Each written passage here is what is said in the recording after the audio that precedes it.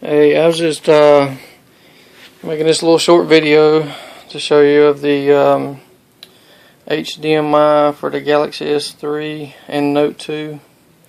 I had purchased this off eBay, and for some reason I cannot get it to work due to the USB port. I don't know if I'm getting the right amount of power through it or what. I plugged it into my HD TV, and it will show what's on my screen, but as soon as I move the screen or try to play a video or internet, Facebook, anything onto my TV, it cuts out, and I don't understand why. But this is the package. It clearly says for Galaxy S3 and Note 2. I do have the Galaxy S3. I don't know a whole lot about the USB power output, but I have tried plugging it into the TV.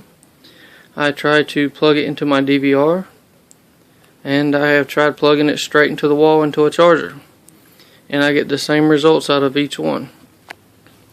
Everything else seems to work just fine, other than when I try to play a video, look at pictures, look at Facebook, the internet, or anything.